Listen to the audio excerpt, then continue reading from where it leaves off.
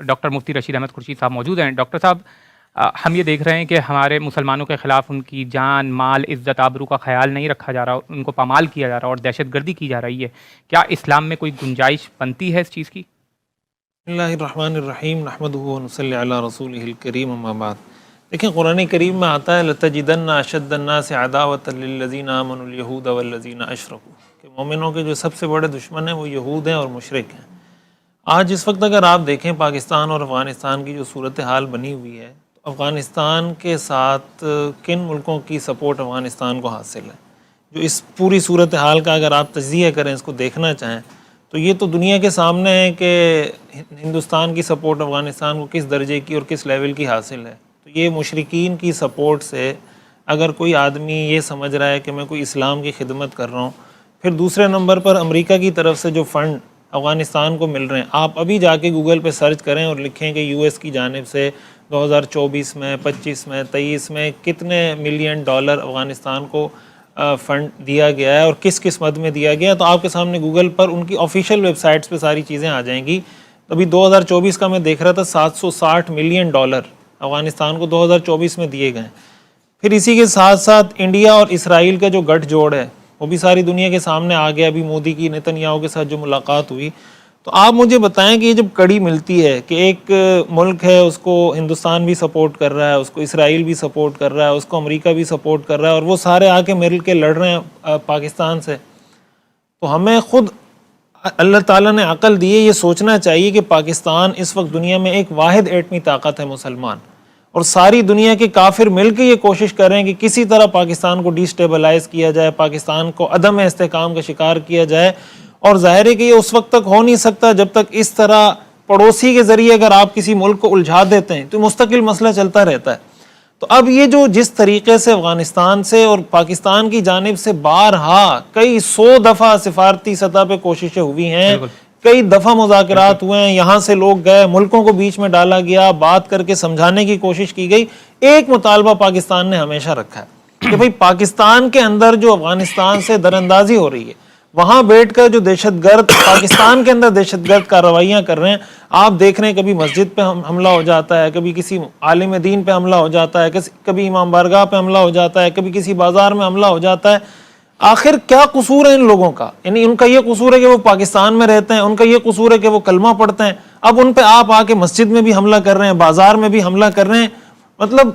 تھوڑا سا آدمی کامن سینس سے سوچے نا کہ یہ کون سا دین ہے، کون سا اسلام ہے، کون سے مذہب کی آپ خدمت کر رہے ہیں، تو سوائے اس کے کچھ نہیں ہے کہ یہ جو کچھ ہو رہا ہے ظاہر ہے کہ وہی یہود و حنود کا جو گٹھ جوڑ ہے، اور پاکستان کو عدم استحکام کا شکار کر کے ملے گا کیا آپ کو؟ پاکستان کو اگر آپ غیر مستحکم کر دیتے ہیں، مسلمانوں کے اندر اگر غیر مسلم یا جو دشمن ممالک ہیں ان کو اگر آپ یہ کہیں کہ کسی کا خوف ہے، کسی کا ڈر ہے، وہ پاکستان کا ہے۔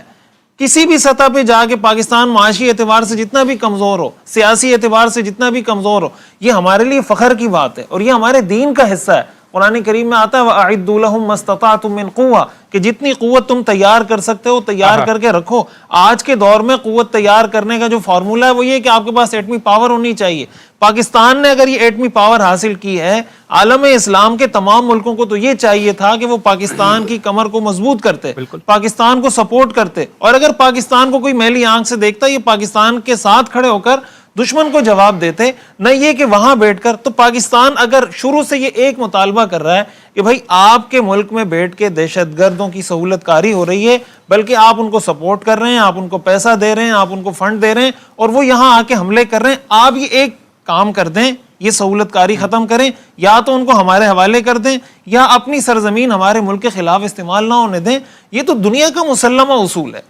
مطلب اور قطر جب امریکہ کے ساتھ افغانستان، جب یہ امریکہ نکلا ہے قطر سے افغانستان سے، تو یہ معاہدہ کیا تھا افغانستان نے۔ بھائی یہ کیسا مسلمان ہے جو اپنے معاہدے وعدے کا پابند نہیں ہے؟ افغانستان نے یہ وعدہ کیا تھا کہ ہم اپنی سرزمین کسی بھی ملک کے خلاف استعمال نہیں ہونے دیں گے، کسی کے خلاف استعمال نہیں ہونے دیں گے، لیکن پاکستان کے خلاف وہ مسلسل استعمال ہو رہی ہے، اور پاکستان مسلسل اس کے شواہد، اس کے ثبوت بار بار پیش کرتا رہا۔ اب کل رات کو ابھی جو D G I S P R صاحب نے جو بریفنگ دی اس میں انہوں نے بتایا کہ کل رات کو 53 مقامات پر انہوں نے حملہ کیا پاکستان پر۔ اب آپ مجھے بتائیں کہ 53 مقامات پر ان کی طرف سے اٹیک ہو رہا ہے پاکستان پر، تو پاکستان کی فوج کیا کرے؟ پاکستان کی جو فورسز ہیں وہ کیا کریں؟ وہ ہاتھ پہ ہاتھ باندھتے بیٹھے رہیں؟ ابھی جیسے قاری صاحب نے بات کی کہ ہم جو یہاں سکون سے بیٹھے ہوئے ہیں، بات چیت کر رہے ہیں، تراویح پڑھ رہے ہیں، روزے رکھ رہے ہیں، عبادات کر رہے ہیں، ظاہر ہے وہ بارڈر پہ لڑ رہے ہیں نا. بالکل حقیقت ہے نا کہ وہ بھی کسی کے بیٹے ہیں، ایسا ہی ہے، وہ بھی کسی کے بھائی ہیں، وہ بھی کسی کے رشتہ دار ہیں، ان کے جسم میں بھی ایسا ہی سرخ خون ہے،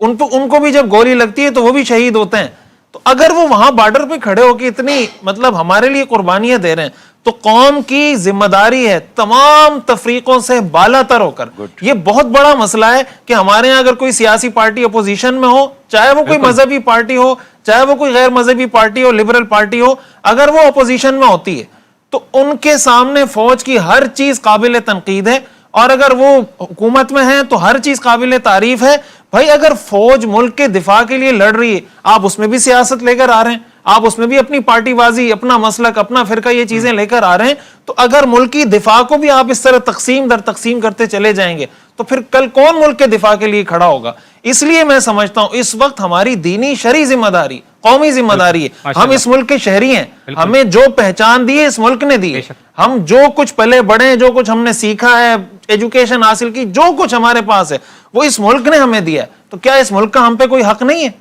جب ہم پہ اس ملک کا حق ہے، یہ ہماری ذمہ داری ہے کہ اگر اس پہ کوئی اٹیک ہوتا ہے، کوئی حملہ ہوتا ہے، دیکھیں ہم یہ نہیں چاہتے کہ جنگ ہو، ہم یہ چاہتے ہیں کہ صلح ہو. لیکن اگر ایک دشمن آپ پہ حملہ کرے جا رہا ہے تو آپ کیا کریں گے؟ اس کے سوا کوئی آپشن نہیں ہے کہ آپ ان کو جواب دیں. اور یہی وہ طریقہ ہے کہ اس پر پھر بالآخر وہ مجبور ہوتے ہیں اور آتے ہیں کہ میز پر بیٹھتے ہیں کہ بھئی ہم آگے مذاکرات کرتے ہیں. اور یہی ہوا ہے. ابھی اسپوکس پرسن کی طالبان حکومت کے اسپوکس پرسن کی طرف سے یہ بیان آیا ہے کہ وہ پاکستان کے ساتھ ڈائیلاگ چاہتے ہیں. تو ظاہر ہے جب پاکستان جس کے خلاف ایک انڈیا جیسی ریاست کھڑی ہوئی اور پاکستان نے اس کو منہ توڑ جواب دیا اور اس کے 5-7 رائفل ایسی گرا دیے، تو ظاہر ہے ایسی عناصر ہمارے خلاف کیوں کھڑے ہو رہے ہیں؟ مجھے تو یہ سمجھ میں نہیں آ رہا. نہ وہ اتنی طاقت رکھتے ہیں کہ وہ ہمارے خلاف ایک رات کے لیے بھی کھڑے ہو سکے، اور ہماری افواج پاکستان کی جو ماشاءاللہ طاقت اور قوت کے ساتھ جب وہ مقابلہ کرنے پہ آتی ہے تو انڈیا جیسی طاقت کو سرنگو کرتے ہوئے چند گھنٹے نہیں لگتے. تو یہ کیا ہو رہا ہے؟